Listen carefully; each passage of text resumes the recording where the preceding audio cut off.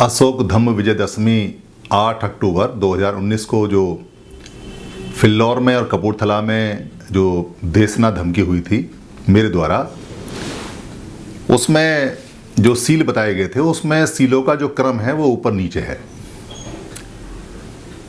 मैं उम्मीद कर रहा था कि कोई ना कोई मेरे को इस बात को कहेगा कि ये ऊपर नीचे आपने बताया है, और एक फ़ोन मेरे पास आया गाजियाबाद से। उन्होंने कहा कि वो बहुत पुराने धमकी संस्था के जानकार हैं और आपने ये सील ऊपर नीचे बनाए हैं। बहुत बातें वो करते रहे अपनी, क्योंकि थोड़े से बूढ़े भी हो गए हैं, मेरी कम सुन रहे थे। तो मैंने उनसे कहा कि आपने बात कह ली, आप मुझे ये बताइए कि इससे फ़र्क क्या पड़ता है। वो कहने लगे कि कोई आदमी कमीज़ पहले पहन ले और फिर उसके बाद ऊपर से बनियान पहने तो क्या ये अच्छा है। मैंने कहा धम्म के जो सील हैं वो कमीज़ और पजामे से आप तुलना नहीं कर सकते। खैर उन्होंने फ़ोन काट दिया, वो मेरी बात का जवाब नहीं दे पाए। मगर मुझे ऐसा अनुभव हुआ कि इस बात की एक वीडियो बना के और सभी को बताना चाहिए कि बेसिकली सीलों के ऊपर नीचे करने से या क्रम के ऊपर नीचे करने से कोई अंतर पड़ता है या नहीं। एक होता है जो भगवान बुद्ध का धम्म का पहला सिद्धांत है, जिसको प्रत्यक्ष समुत्पाद बोलते हैं, प्रत्यक्ष समुत्पाद या डिपेंडेंट ओरिजिनेशन या wheel of Dhamma. Wheel of Dhamma में ये एक व्हील है, यानी एक चक्र है, एक धर्म चक्र है, एक धर्म का चक्र है। इसकी 12 कड़ियाँ हैं और 12 की 12 कड़ियाँ एक दूसरे से जुड़ी हुई हैं। उनको ऊपर नीचे नहीं किया जा सकता। अगर आप ऊपर नीचे करेंगे तो वो चक्र बिगड़ जाएगा। ठीक ऐसे ही मौसम का चक्र होता है, जिसमें बारिश आती है, उसके बाद ठंड आती है, उसके बाद में फिर गर्मी आती है, फिर बारिश आती है, चक्र चलता रहता है।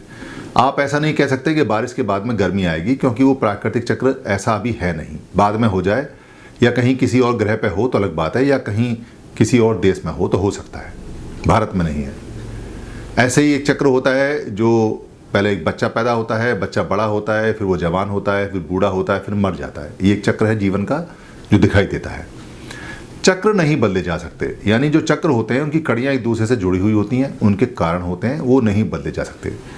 मगर अगर कहीं पे कोई कारण है या कहीं ऐसे नियम दिए हुए हैं, 5 नियम हैं या 3 नियम हैं या 2 नियम हैं, उनको ऊपर नीचे करने से कोई फ़र्क नहीं पड़ने वाला। वो बेसिकली इन्फॉर्मेशन होते हैं और जानकारी होते हैं।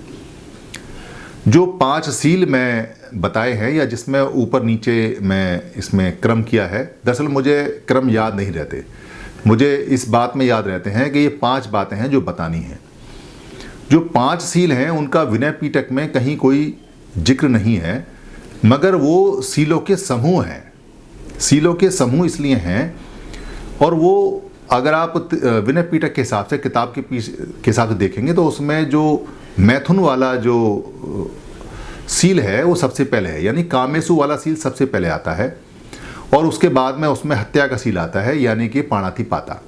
तो उसमें सीलों के नियम अलग हैं, मगर वहाँ एक सील में कई सीलें हैं। हम जो 5 सील बोलते हैं ये बेसिकली 5 सील नहीं है, ये सीलों का बंडल है, यानी कि बहुत सारे सील एक सील में हैं।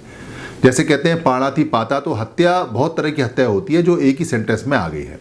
जब हम कहते हैं कामेसु मिच्छाचारा, तो कामेसु मिच्छाचारा में बहुत सारे जो झूठे व्यवहार हैं, मिथ्या आचरण हैं, मिथ्या आचरण हैं, वो एक ही सील में आते हैं जो नहीं करने हैं।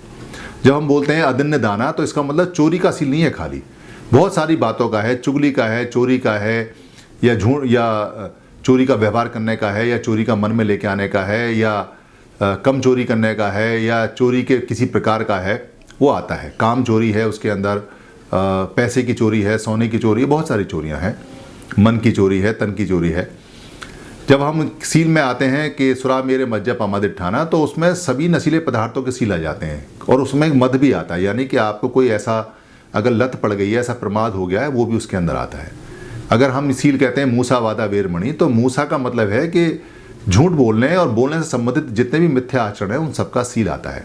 तो 5 सील नहीं है बेसिकली, ये सीलों का बंडल है। ये बहुत सारे सील हैं जो 5 सीलों में समाहित करके 5 सीलों के नाम से सरल बनाए गए हैं। क्योंकि आपको लगातार अगर कोई ये कहेगा कि 40 सील लेने हैं तो आप बोर हो जाओगे।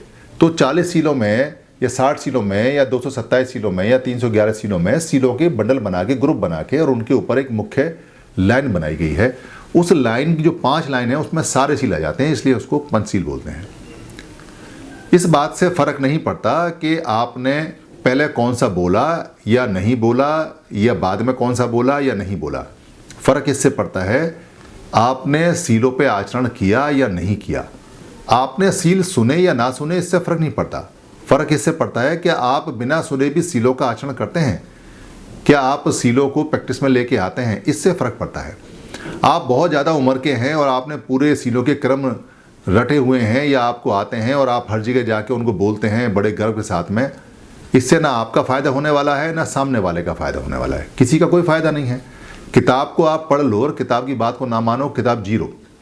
आप किसी सभा में जाओ और उसमें सभा में खूब आप लेक्चर सुनो, खूब तालियां मारो, खूब जोर जोर से वाह वाह करो, खूब जोर जोर से नारे लगाओ और बात एक ना मानो, वो सभा जीरो, बात जीरो। वो नेतागिरी है, वो कहीं कुछ नहीं है। एक दूसरे को ऊपर अपनी विद्वता दिखाने का, अपना दम दिखाने का, या उसको दबाने का, या उसको गुलाम बनाने का, उसको मानसिक गुलाम बनाने का एक तंत्र है और कुछ नहीं है।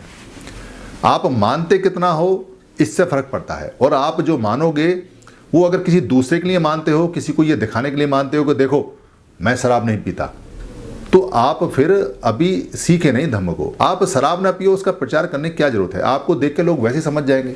4 जगह आप जाओगे, आपसे लोग कहेंगे हाँ थोड़ी सी शराब डाल दें, आप कहोगे नहीं जी मैं नहीं पीता, सीधे सरल भाषा में आप बोल दो, 4 लोग वैसे ही शर्मसार हो जाएंगे।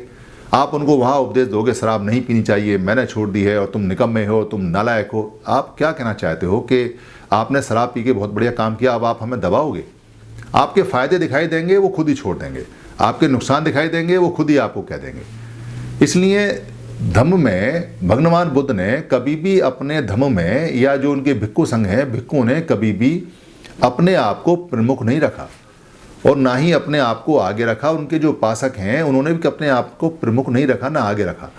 बात के सार को प्रैक्टिस की या नहीं की, इस बात से आपको फ़ायदा होना है, इस बात से आपके परिवार को फ़ायदा होना है, इस बात से आपके समाज को फ़ायदा होना है, इस बात से आपकी गुलामी दूर होनी है, उसका फ़ायदा है। इसलिए इसमें ना जाएं कि इसका क्रम क्या है, इसका नियम क्या है, इसका क्या है क्या नहीं है, उसको समझें और उसको पालन करें और धीरे धीरे उसको प्रैक्टिस में लाने की कोशिश करें। एक साथ तो थोड़ा मुश्किल है, थोड़ा थोड़ा लाएंगे, पहले शरीर से बाहर निकलेगा, फिर मन से बाहर निकलेगा, फिर आप पूरी तरह से आसान हो जाएगा। धन्यवाद।